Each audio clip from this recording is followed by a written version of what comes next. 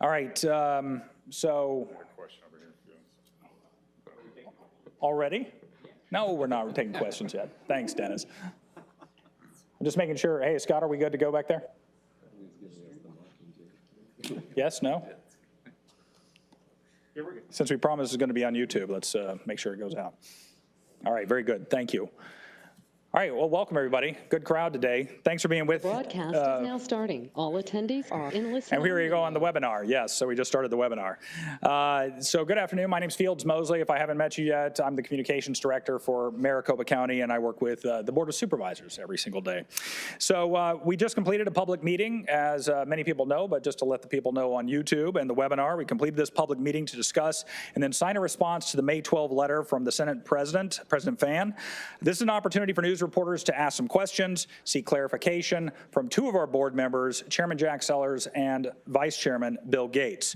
Our other three board members are not here in the room because this is not a public meeting. We are holding a press conference and in accordance with the law for public meetings. Our other three board members are upstairs or have left for other appointments. So in addition, though, joining us today, we have our other elected officials here, and you're going to hear from Recorder Richer, and he also spoke during the public meeting. Also, Sheriff Paul Penzone, who has a stake in what's going on here today, so and what's been going on for the last 4 or 5 months. So we're going to hear from them as well. Also with us, we have Assessor Eddie Cook. We also have the Treasurer, John Allen, and we also have our Superintendent of Public Education, Steve Watson. Sorry, I'm blanking on names today. Should have written them all down. We also have a number of reporters joining us via GoToWebinar, so we'll get to them a little bit later on in this. If you are on the webinar and you want to ask questions, when I call your name or we ask if you have a question, you're going to have to raise your hand virtually in that webinar. We have people behind the scenes. They'll let me know that there's somebody waiting, and then you'll have to unmute yourself to ask that question. Here in the room, we've asked reporters to kind of spread out a little bit. We're going to pass those microphones around. I already mentioned that to many of you. And Darren Moffitt has one of them. Erica Flores also here in the crowd. She has another microphone. So when you raise your hand, you'll be recognized, and Dennis is already waiting, yes. So we have a lot of people, obviously. We ask that you ask one question, and we'll go on. I'm sure all your questions will be asked before it's all over by yourself or by another reporter in the group. So if you have very detailed questions about IT and elections expertise and very deep in the weeds, we'll do our best to answer your questions from here. But obviously, the gentlemen that are behind me, they get a lot of their information to make difficult decisions from experts, and we can help you offline with those answers. Finally, no secret, this issue has been volatile. Emotions have been running high for a long time now. In this space, I ask that you respect your colleagues, you respect the people who have been willing to come up here and take your questions today, and let's be civil about this today. So, after a few brief statements, starting with Chairman Sellers, we'll go ahead and start taking your questions.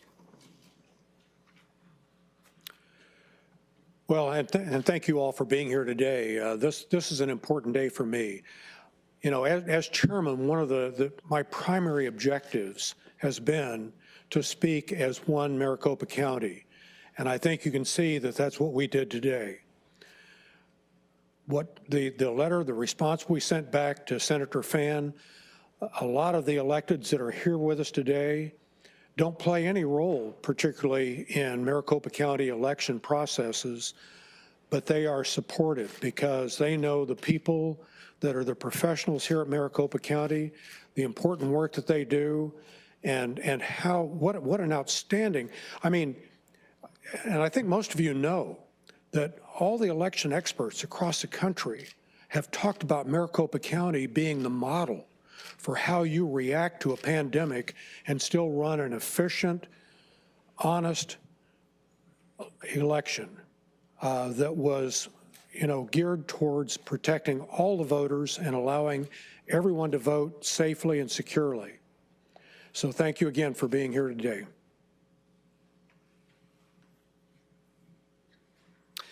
Hi, good afternoon, everyone. I'm Bill Gates. I'm the Vice Chair of the Board of Supervisors. Obviously, like to echo everything that Chairman Sellers just said, and I want to touch on something that I said from up on the dais, and that is the fact that at Maricopa County, we don't do what's easy, we do what's right. We've done that for the last 6 months. 4 out of the 5 members of the Board of Supervisors are Republicans. We recognize, and I anticipate you're going to ask questions about this, that a large percentage of Republicans believe that the election was stolen in 2020 and that, Donald Trump actually won. I want to be clear that I believe that Joe Biden won the election. All right. And the reason that I feel confident in saying that, particularly in Maricopa County, is that we overturned every stone. And we have professionals, both with the early voting and the election day voting. They did everything right. We asked the difficult questions. All right. And we certified the election back in November. But now it's time to say enough is enough. It is time to push back on the big lie. We must do this. We must do this as a member of the Republican Party. We must do this as a member of the Board of Supervisors. We need to do this as a country. Otherwise, we are not going to be able to move forward and have an election in 2022 that we can all believe the results, whatever they may be. Again, this wasn't a fight that I chose or any of the people up here. And by the way, I thank and respect every single one of them for being up here, because they don't have to be here, but they're here because we work together. But again, we must say once and for all that it is time to move on. And again, like I said, didn't choose this fight, but the fight was brought to us by the Arizona State Senate. When they raised these questions about our good elections, folks, literally alleging criminal actions, that's when we all decided as a team that enough was enough. Thank you.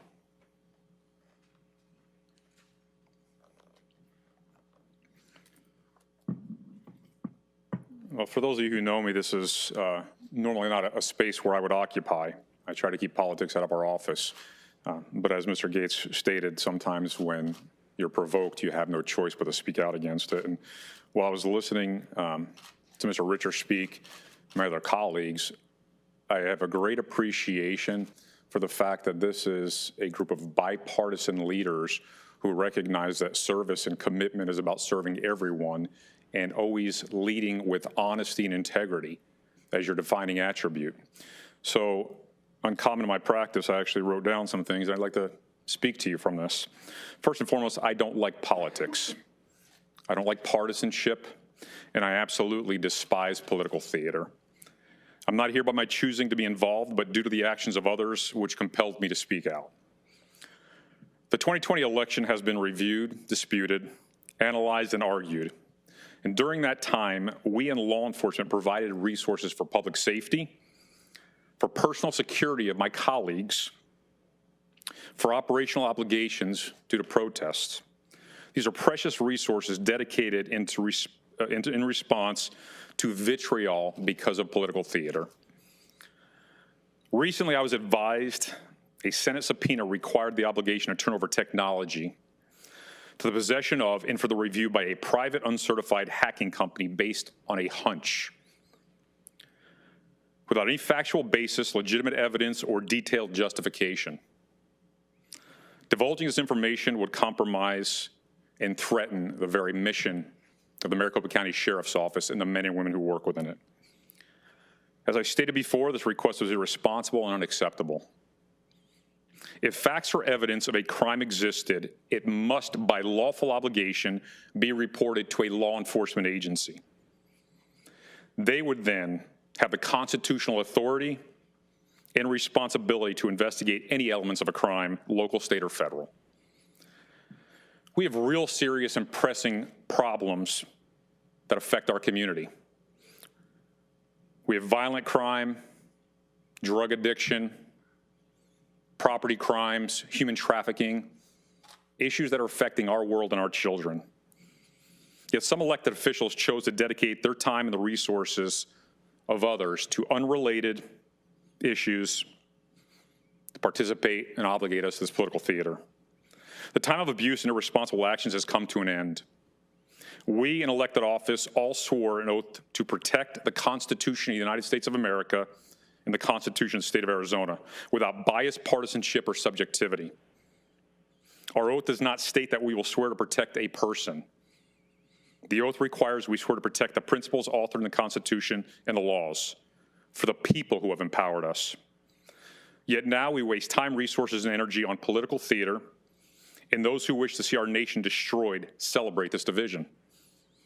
Our true enemies of this state celebrate these events to our detriment and their benefit. My office and those who swore to protect the community are burdened with issues of violent crimes, as I stated, and other issues. And now, because of political divide, we're dealing with unprecedented unrest. Words matter, words stated by elected officials, political leaders, and by me as I stand here in front of you. Our words either inspire or incite. We must be thoughtful when we choose our words, and we must consider the impact. If we truly believe in the Constitution, then we must do better. We must act with respect for others. We must put people over politics. We must embrace the words we swore to on our oath of office and commit to these principles. Never once do they say party over people. Never once do they say protect a person at the expense of honesty, integrity, and obligation. First and foremost, I'm a man of faith and family. That's where my priorities lie. I'm committed to be a constitutional sheriff with the unwavering belief in the rule of law. I have a job to do. My job is public safety, and it's not political theater. Our community deserves better than this. Our nation is titled the United States. We must act thoughtfully and with strength and humility. And as you've seen, led by the elected officials of Maricopa County, we act united. Thank you for your time.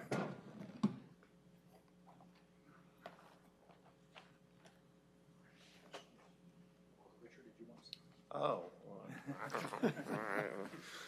Well, I gave my professional remarks earlier during the formal meeting, but I'll just echo some of the things that have been said. I'm so grateful that Steve Watson, that John Allen, that Eddie Cook, that Alistair Adele, despite not having any dog in this fight, have stepped up and have been part of the county, been part of Team County, who has said this is enough. This is enough. Like Paul, I didn't want to get involved in this. I ran to make the recorder's office boring again. As Jen from the Arizona Republic can tell you, I have done my best to hide from her. As Dylan from the Capital Times can tell you, I much prefer sending memes to actually sending quotes or opinions to him. I have tried to stay out of it. But as I told Matt this weekend, I said, this isn't a game. These are real humans. These are people who work in the county, day in, day out. They work hard, they're good people, they're normal people who go home and they root for the Suns or they watch Netflix. They are not monsters, and stop treating them as such. The defamatory lies need to stop. It needs to stop. We will do everything we can to comply with the law, but the defamatory lies that have been leaked out irresponsibly by an anonymous Twitter account without being controlled by the Senate needs to stop. These are my people. I will defend them, and I'm sorry it's come to this.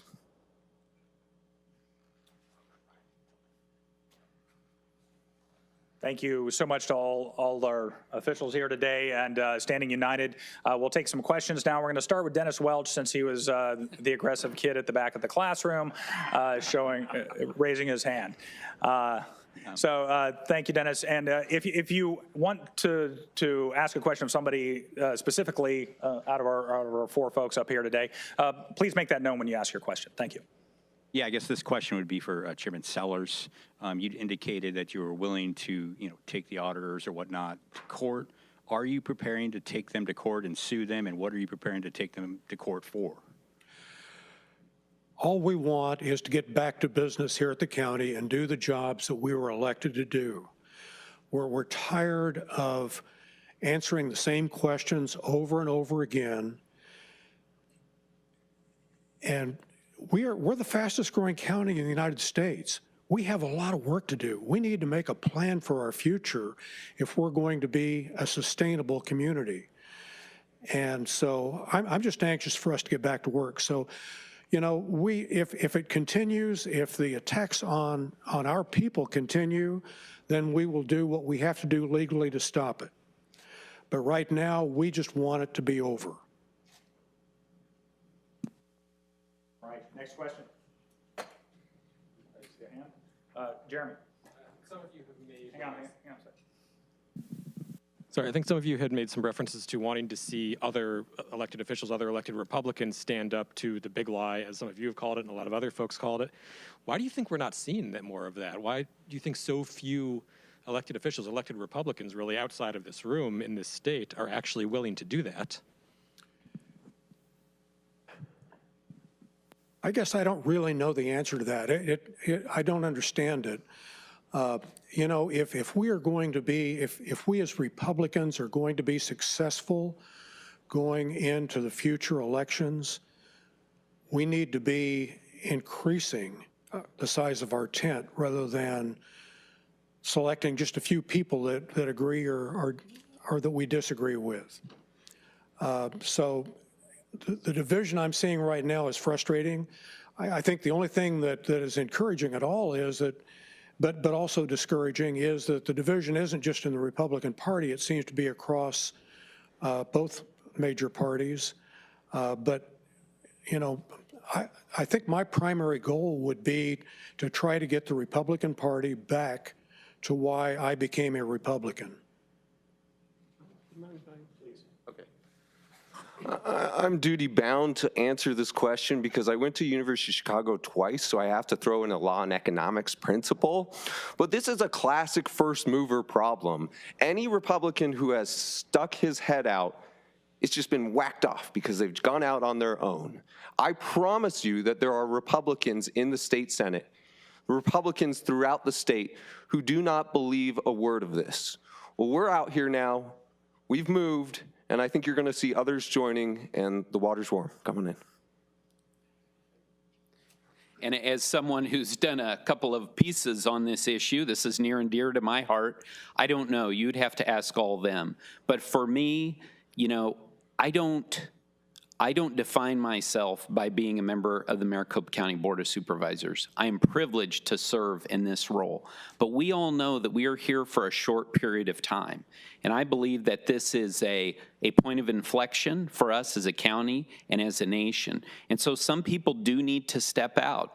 And I consider myself so fortunate and privileged to be serving with all these people, all these Republicans who are willing to step out and say that this must stop. And now, if we want to win an election in 2022, we need to talk about the future that the Republican Party sees and create a true distinction with where the Democrats are going. And I think there's a very strong case to be made. But no one is doing that because we're relitigating this election. And when people do raise their voice to say, I don't want to talk about this audit, I don't want to cheer on the audit, I want to talk about something else, then they get attacked, as Mr. Richer put it, by an anonymous Twitter account. This is bizarre. It is truly bizarre, and it is sad, because there was a legal question asked earlier, and I am a lawyer, and it is sad to see the representations that the Arizona Senate made to Judge Thomason. They said they wanted these ballots and this election equipment to determine if changes should be made in Arizona law relating to elections. And we recognize the authority of the legislature to do that. I have seen no indication from what's going on over there that they are focused on that. Instead, they are focused on doing a recount, first of all, which is only allowed in specific instances under Arizona law, and then to start the dominoes falling that we've seen. Talk about a meme. I've seen the meme on that. So again, people are afraid, elected Republicans, I think, are afraid of the next election, and they can't be. They've got to stand for what is right now. Otherwise, why did they run for office in the first place?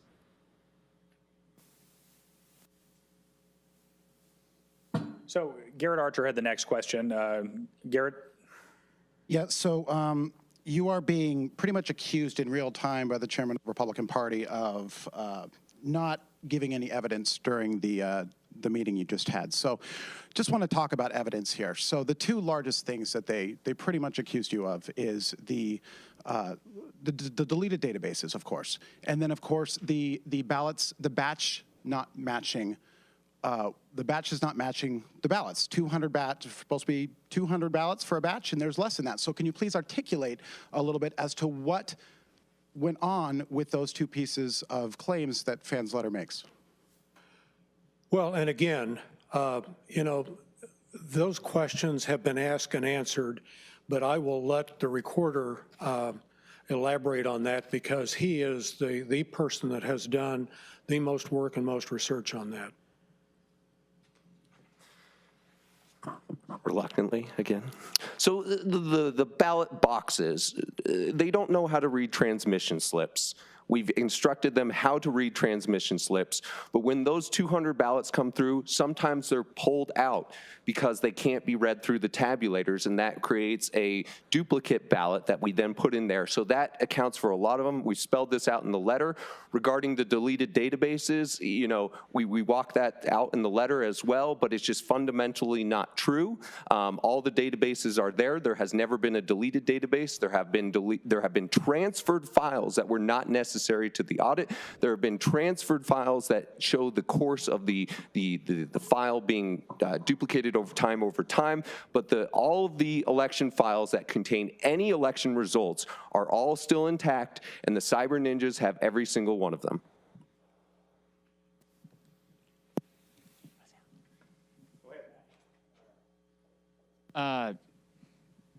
We got it. This is for anybody who wants to jump in and say, I had Supervisor Gates in mind, but during the public meeting, I can't remember who said it right now, but they said, whether they want to admit it or not, there are people in the legislature that would like to see us behind bars. You have at least one person in the state legislature who openly said it last week. Representative Hoffman said people get squishy or they don't have a backbone to put the Board of Supervisors or call in law enforcement and get involved and jail the Board of Supervisors. As a lifelong Republican, how does that make you feel?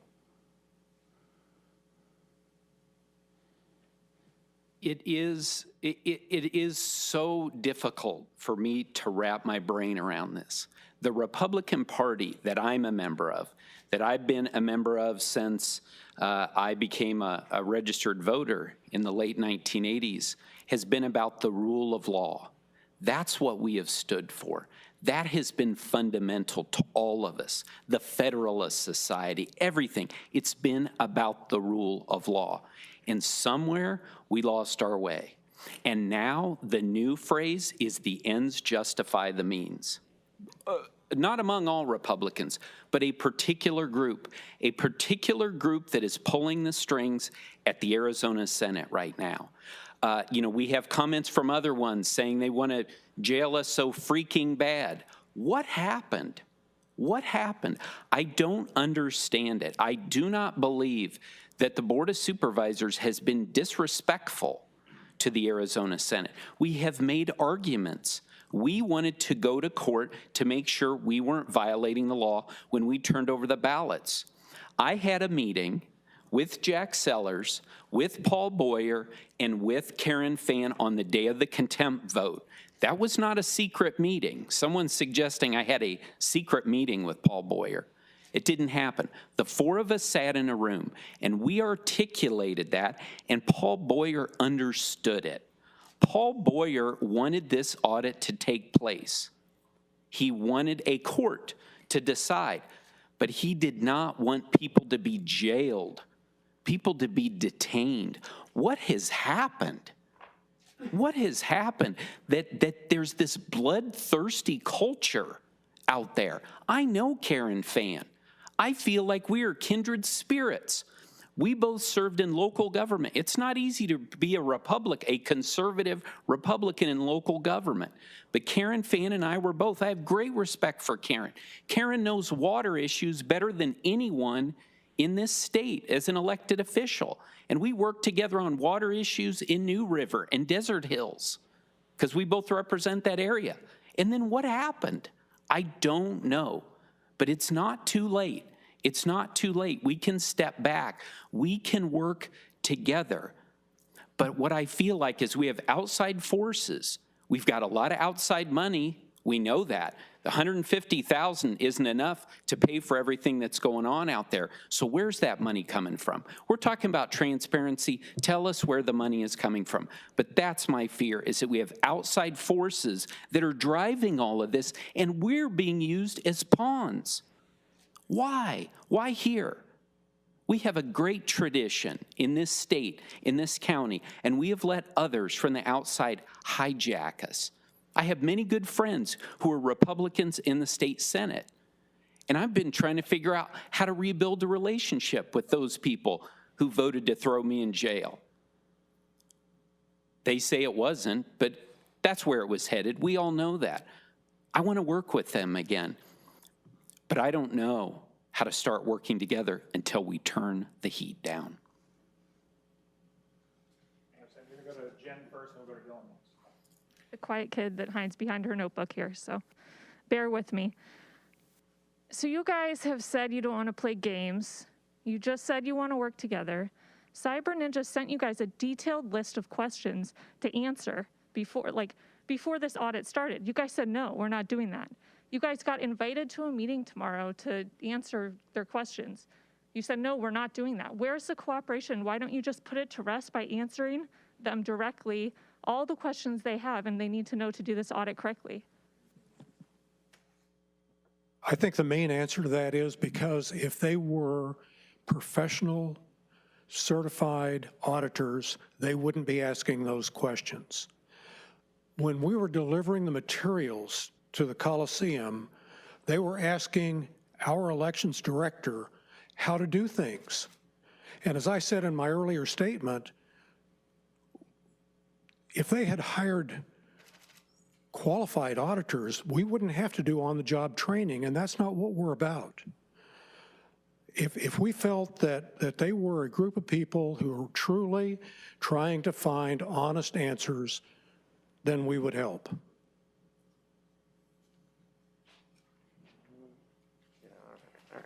The Tuesday invitation is so silly. I mean, there's going to be 3 people there, all Republicans. It's going to be a show trial, and this looms large in my brain because 2016, Helen Purcell had to go up in front of the Senate, and all they didn't ask questions of her. They just reamed her out. And as Supervisor Gallardo reminds us, there are no Democrats invited to this meeting. It's just 3 people handpicked to stream us in front of OAN. That's not operating in good faith. I'm not showing up to that.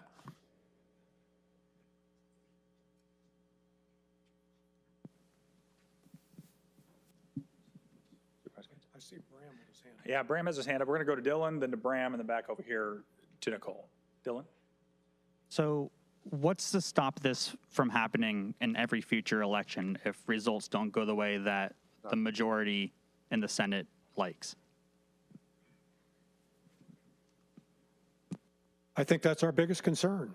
And that's the reason why part of the reason why we felt it was time to draw a line in the sand and say, this needs to stop.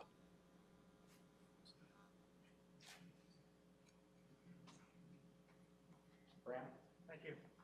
We get a microphone over to Bram? Erica? Thanks, guys. Chairman Sellers, I'll stay with you. You say you've drawn a line in the sand. This needs to stop. What is backing up that line in the sand? Is it an ultimatum, or do you just plan, as you said at the meeting, to see them in court when their audit is done? The statements that we made earlier said, we are finished answering the same questions over and over again. Finish your audit, and if the results question any of our activities, then we will answer them in court. So this can go on for months. It really is up to them at this point if they want to continue this. We had 2 people, I'm sorry, I just got to ask, because I got to leave. We had 2 people, Recorder Richer, Steve Gallardo, say what they're doing is, what the Senate is doing is illegal, questioning the legality. Why can't you challenge that? One of our attorneys like to answer that? Yeah, I think it's not that it's illegal, but I will raise an interesting question, which is, when did the Senate vote to conduct this audit? What date did that vote occur? I'm not sure there's a majority of the members of the Arizona Senate that even want this audit to continue. But the thing that I will say from a legal perspective, and I understand, I'm not going to get into a legal discussion here, but I do understand that at some point when a anonymous Twitter account continues to hurl insults at individuals, defamation may come into play. Again, I'm not threatening that.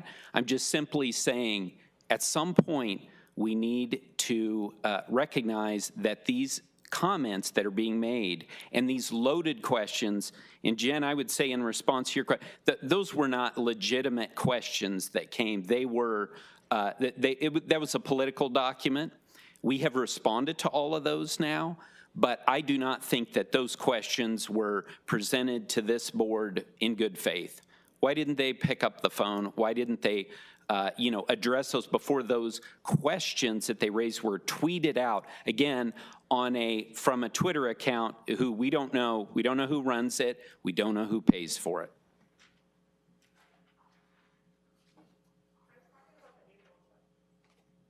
Oh, yeah, and that's, no, fair enough. So, yeah, as far as that is concerned, again, we conducted 2 audits here at Maricopa County.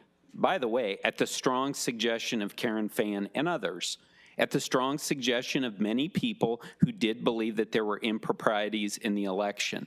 We had 2 voting system laboratories conduct those audits, and they came out with findings. It became clear when the Senate selected this team to run the audit that this was not going to be, this was an audit that was going to be run by known partisans. That is the reality of what we're facing here. And so we were cooperative to the extent we took the ballots there, we took the machines, we didn't fight them, but we are not participating in this audit. We're not part of this audit. We did our 2. We didn't believe that there needed to be another one. That's why we went to court, and the court ruled that they were entitled to the ballots and the election machines, and that's exactly what we did. We sent them where they wanted them, over at the Coliseum.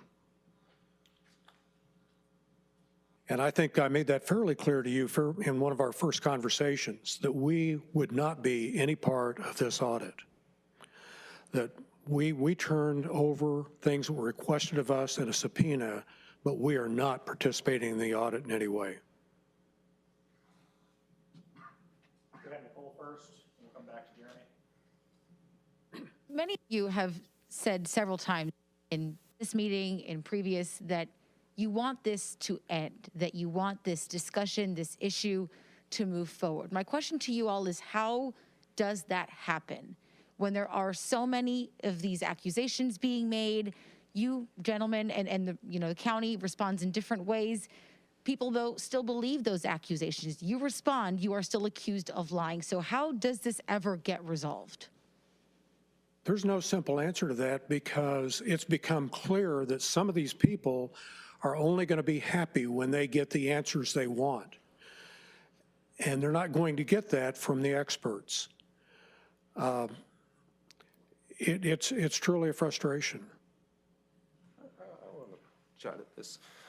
So I suggested a solution to one representative who had posted that he gets thousands of complaints a day to his office that the election was stolen. So he then splattered my information on the internet, and we got like maybe 20 emails that said, the election was stolen. But I said to him, what about this novel theory? You stop indulging these lies, and you instead tell them they are unfounded, they are without substance, and that they are the product of people who are lying to you. And I'm sorry that they're lying to you, but that is what's happening here. That's an opportunity. That's a solution. If every single person in the state legislature said that, we'd be done pretty quickly. And also, I would say in response to that, again, these questions were sent to us by President Fan. Before we responded, 2 members of Congress from Arizona repeated those baseless allegations in a letter to the Department of Justice. That's not helpful.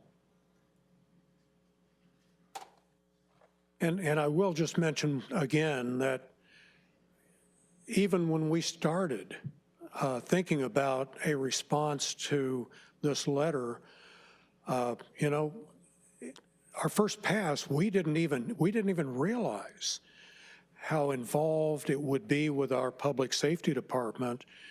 And I was so happy when the sheriff contacted us and said, I need to be part of this.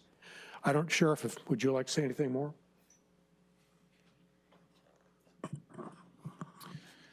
I wish I had something stellar to share right now, but I'm wondering what's going to go longer, this news conference or the audit itself.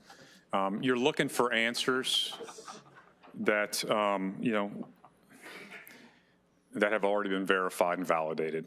It's taking place in the courts, it's taking place in the auditing system, and if there was true scrutiny, that's where the focus should be. Were the previous audits done correctly, and if so, what were the results? Were the court findings appropriate? If so, what were the results? And if not, that's why we have a judiciary. I'm thinking to myself, I talked about the waste of resources. I have a pretty big office with pretty big responsibilities, yet I want to stand here with my colleagues and support them with the hopes that I can get back to work, as many of these men and women would like to do. So as a person who spends his life seeking truth and speaking truth and evaluating evidence and understanding the rule of law, the process that's taking place right now for this audit does not fit any of that criteria. It is about come up with a hunch, try to find a way to put enough false information out there to make it valid, and then accuse others of being dishonest. As I stated before, that's the problem right now in our society. People with the power of, you know, hitting your keyboard and sending something out into the world have no accountability. We have accountability and responsibility. It's fine, I want to hear your voice, but if you don't come with a solution, then don't come at all. And with that, if you don't mind, I'm going to get back to work, so thank you all. Thank you so much, Sheriff. And I guess just one thing I'd like to add that's sort of in conjunction with something that the Vice Chairman said earlier. But, you know, we conducted elections in 2020 during a pandemic, something that nobody knew how to deal with. An experience that was really very upsetting to the whole system, because all of a sudden we couldn't have the number of precincts open because places were not available to us, the workers weren't available to us.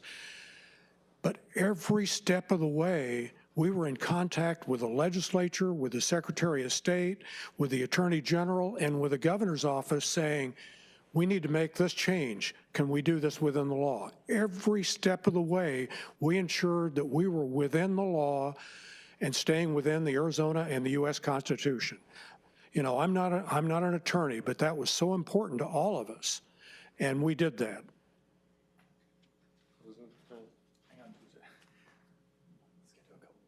I thought we were done.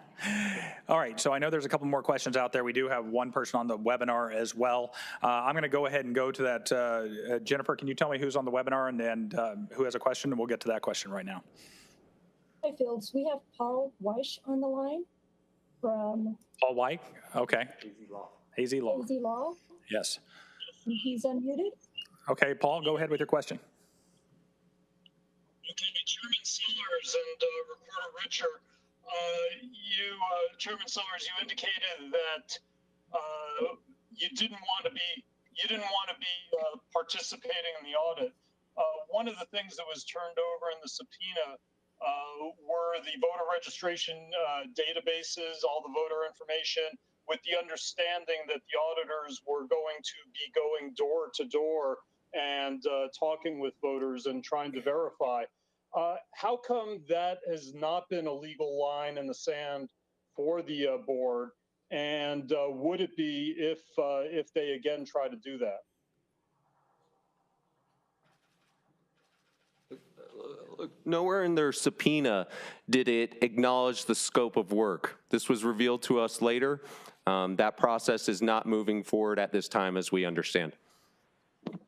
But they have not, that's correct, Stephen, but they have not given a definitive indication that they would not try to do that, or that it's not going on even without their knowledge. They haven't been in control of all the aspects of the audit. How come that has not been something that you guys have addressed? Yes, Supervisor Gates. Yeah. I appreciate the question. I think you raise a great policy issue, but this is the challenge for us. We are under, we had a court order that said those subpoenas are valid.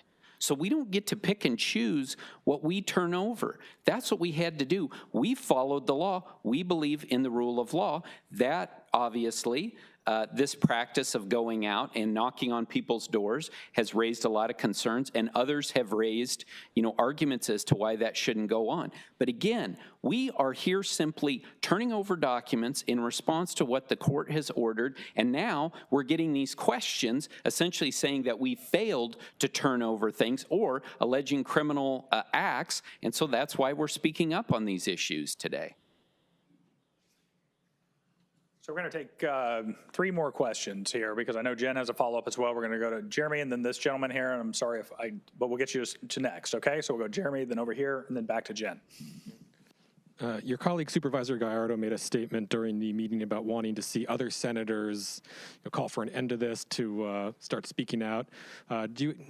Especially for Supervisor Sellers and Gates, do you echo that sentiment? And what would you like to see out of the other members of the Arizona Senate, especially the Republican members? I think several of the supervisors alluded to this earlier, but a lot of those senators are friends of mine, have been friends of mine for a long time. And I have a hard time believing that they truly are happy with what's going on right now. And hopefully more of them will come forward and say it's time for this to stop.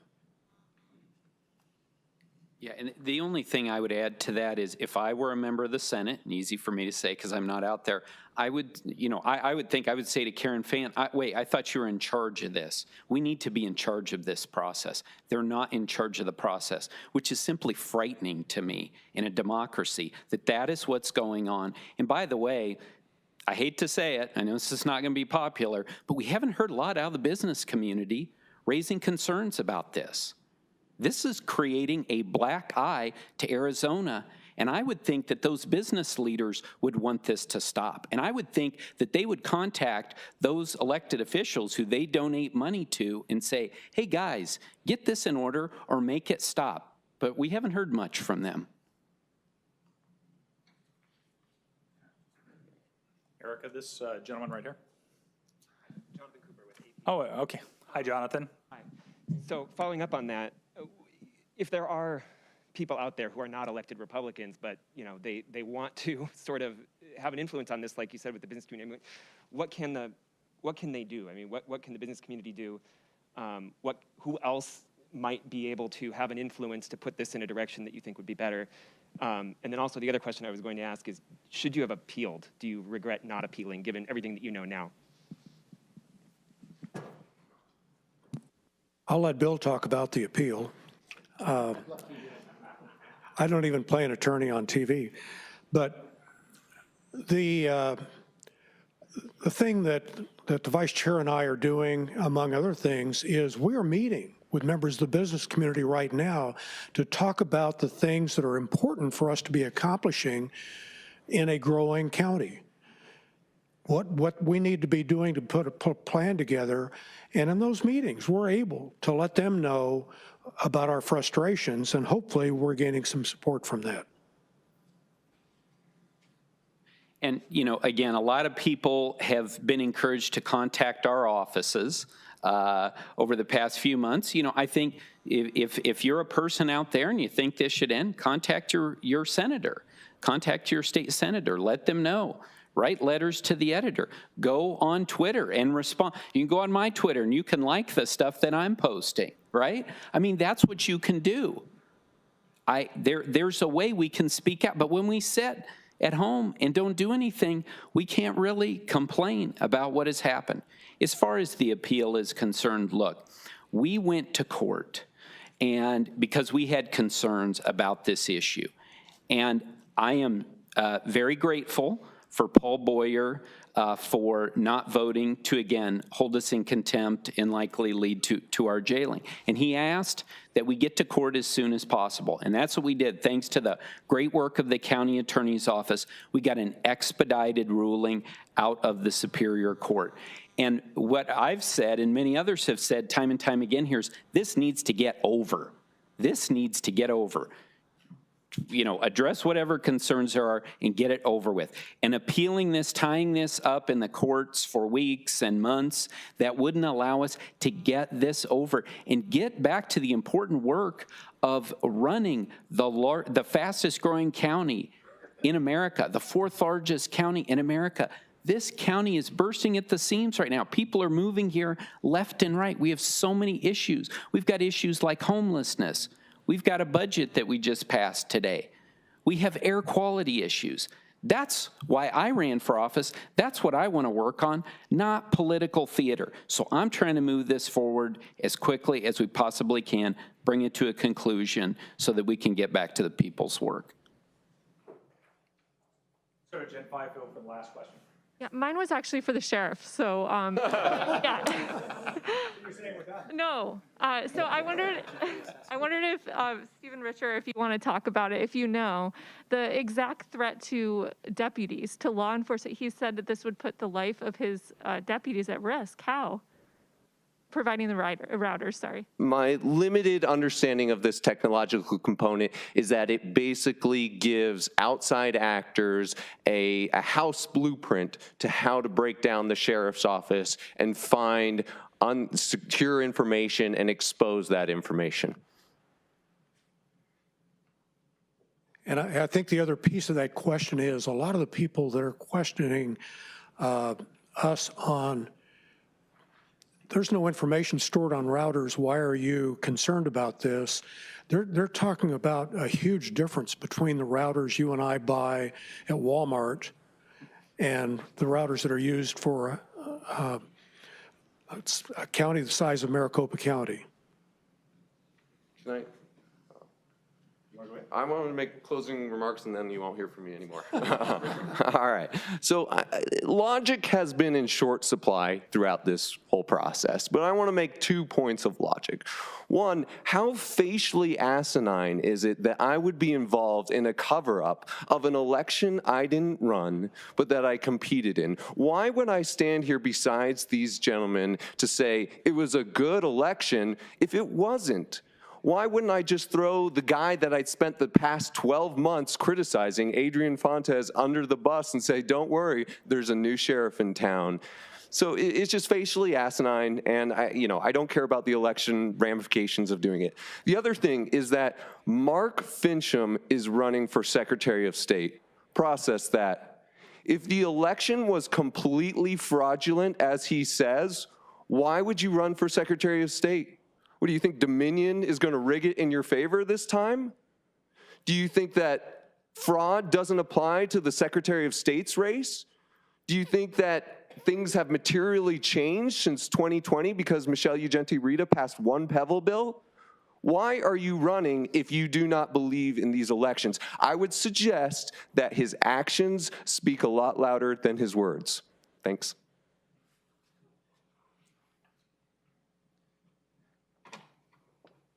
All right, well, thank you to Recorder Richer. Thank you to Sheriff Penzone. Thank you to the members of the board here, the treasurer, the superintendent, the assessor. They've all been here to try to help out, show where we're at, and I appreciate you guys being here today. All of you joining us on YouTube, we appreciate you viewing this, and we'll answer any other questions offline if you have them. Thank you.